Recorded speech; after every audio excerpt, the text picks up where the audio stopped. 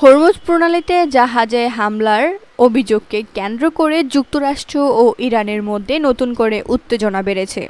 পরপর 2 দিন ধরে জাহাজে হামলার জেরে ইরানে রাতভর হামলা চালিয়েছে যুক্তরাষ্ট্র।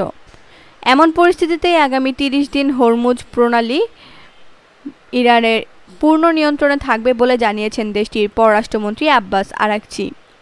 রোববার আল জাজিরার এক প্রতিবেদনে এ তথ্য জানানো হয়েছে। আরাকচি বলেন, আমি ইরাকের পররাষ্ট্রমন্ত্রীকে ইরানের ওপর চাপিয়ে দেওয়া যুদ্ধের সর্বশেষ পরিস্থিতি সম্পর্কে অবহিত করেছি।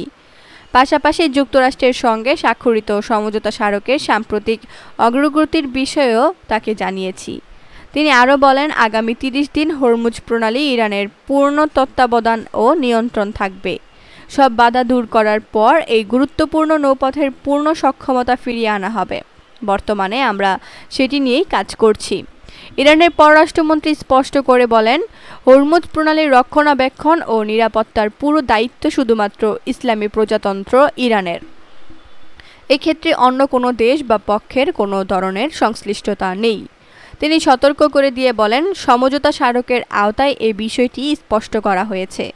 যে কোনো ধরনের হস্তক্ষেপ বা একতরফা পদক্ষেপ পরিস্থিতিকে আরও জটিল করে তুলবে এবং প্রণালী পুনরায় খুলে দেওয়ার প্রক্রিয়াকে বিলম্বিত করবে।